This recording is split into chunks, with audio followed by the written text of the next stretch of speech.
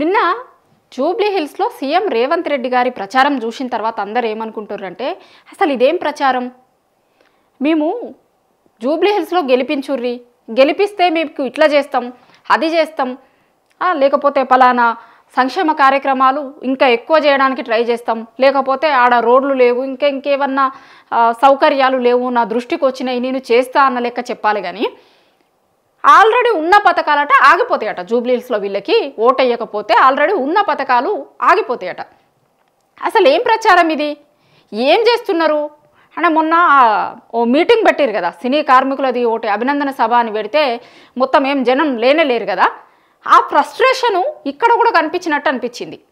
అలా ప్రతి సభలలో ఆ ఫ్రస్ట్రేషన్ కనిపిస్తుంది. ఎందుకంటే సర్వే రిపోర్ట్లు గట్లనే కనిపిస్తున్నాయి వాళ్ళకి.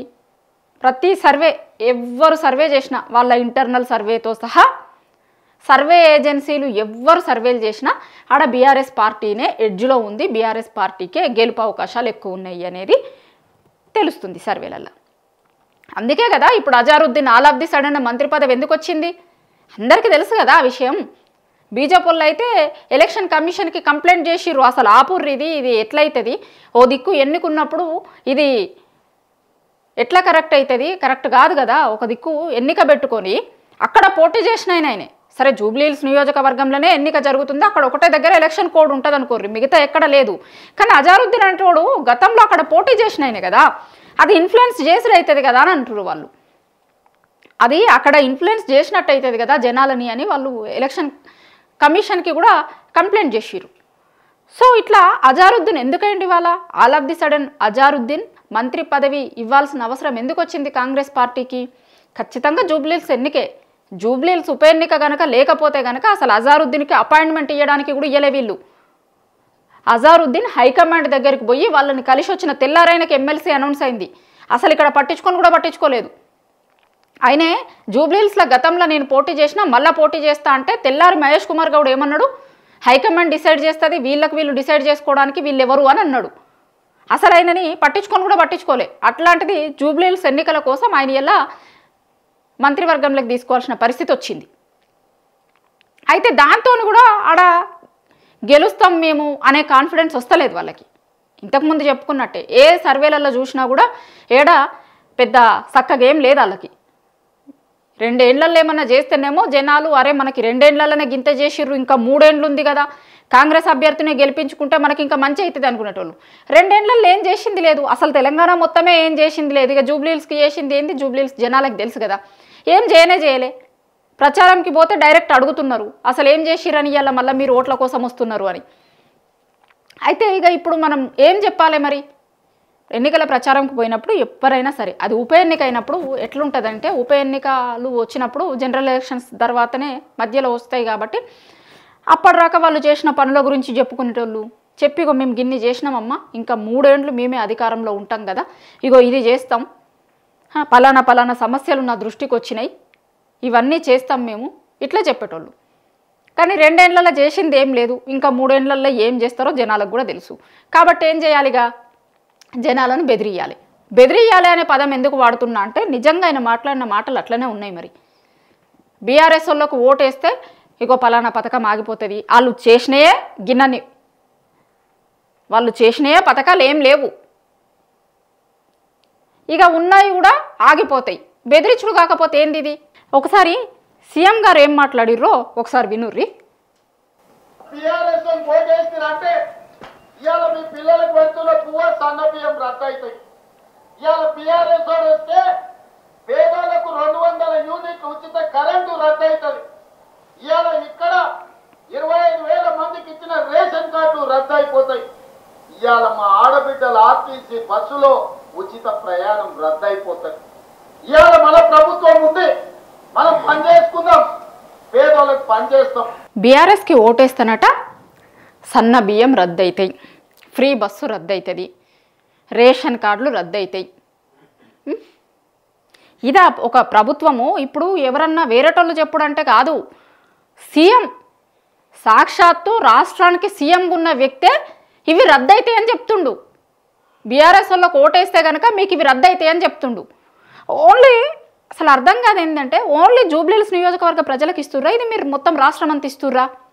జూబ్లీహిల్స్ని ఎట్లా క్యాన్సిల్ చేస్తారు అంటే ఇప్పుడు ఒకవేళ జూబ్లీహిల్స్లో కాంగ్రెస్ పార్టీ ఓడిపోతే కనుక ఈ పథకాలన్నీ ఓన్లీ జూబ్లీహిల్స్లో ఆపుతారా మీరు? అది చెప్పదలుచుకున్నారా?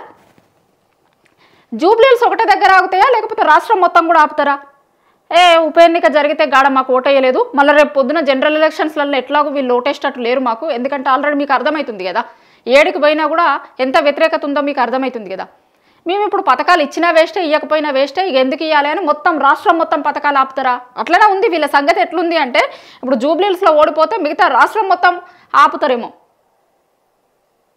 అంటే మీకు ఓట్లేస్తే పథకాలు కొనసాగుతాయి, ఓట్లు వేయకపోతే పథకాలు కొనసాగాయా?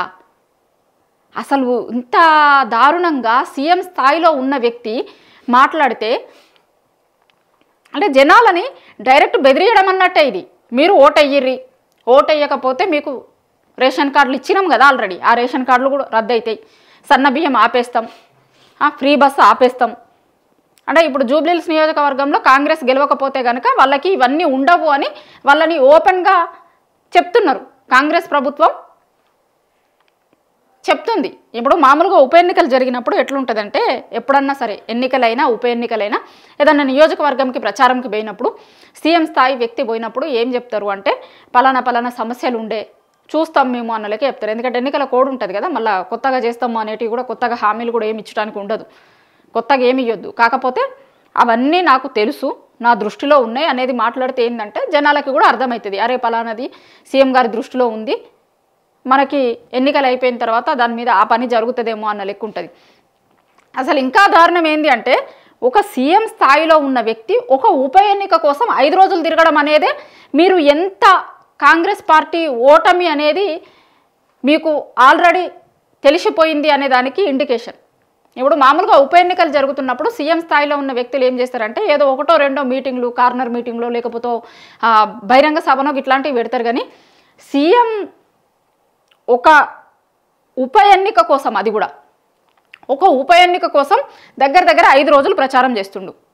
దీన్ని బట్టి అర్థమవుతుంది మనకి అంటే వాళ్ళు ఎంత ఓడిపోతామేమో అనే దాంట్లో ఉన్నారు అని.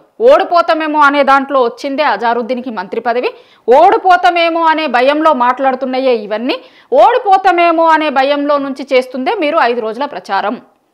5-6 రోజుల ప్రచారం సీఎంగా ఉన్నటువంటి వ్యక్తి చేస్తున్నాడు అంటేనే అక్కడ పరిస్థితులు అంతా బాగా లేవు అన్నట్టు. ఇంకోటి కూడా ఏంటంటే అంటే చాలామంది ఎమ్మెల్యేలని ఇప్పుడు వాళ్ళు మంత్రులు తిరుగుతున్నారు, ఆడ ప్రచారంకి మంత్రులు తిరుగుతున్నారు, కొంతమంది ఎమ్మెల్యేలు వాళ్ళు వీళ్ళు తిరుగుతున్నారట కదా. ఇంకా కొంతమంది రమ్మంటే వాళ్ళు కొంతమంది ప్రచారంకి వస్తలేరట. ఎందుకంటే వీళ్ళు తిరిగిన డివిజన్లలో ఆడ ఈడ ఓడిపోయారు అనుకోండి, తక్కువ ఓట్లు వచ్చినాయి అనుకోండి, ఎందుకు నాకు వచ్చిన లొల్లి, రేపు పొద్దున నాకు ఎందుకు వచ్చిన సమస్య, నేను తిరిగిన నియోజకవర్గంలో, ఎందుకంటే ఆల్రెడీ వ్యతిరేకత ఉంది, ఆడ ఎట్లాంటి రిజల్ట్ వస్తుందో ముందే తెలుసు అని అందరు తప్పించుకొని పోతురట. నియోజకవర్గంలో మాకు పని ఉంది, పలానా పని ఉంది, నాకు కాన్స్టిట్యున్సీలో పనులు ఉన్నాయి, ప్రచారంకి రమ్మంటే నాకు కాన్స్టిట్యున్సీలో పని ఉంది, ఆ పని ఉంది, ఈ పని ఉంది అని తిరుగుతురట వాళ్ళందరూ. కాబట్టి ఇప్పుడు ఈయన 5 రోజులు సీఎం గారే ప్రచారం చేయడానికి ప్రచారం చేస్తున్నారు. ఆ ప్రచారంలో ఏం చేస్తున్నారు, జనాల్ని ఎందుకు భయపెట్టేలాగా బెదిరించేలాగా మాట్లాడుతున్నారు అనేది చూస్తే చాలా క్లారిటీగా అర్థమవుతుంది. కాంగ్రెస్ పార్టీకి ఓటమి భయం పట్టుకుంది అనేది నిన్న సీఎం గారు మాట్లాడిన మాటల్ని బట్టి మనకి చాలా స్పష్టంగా అర్థమవుతుంది.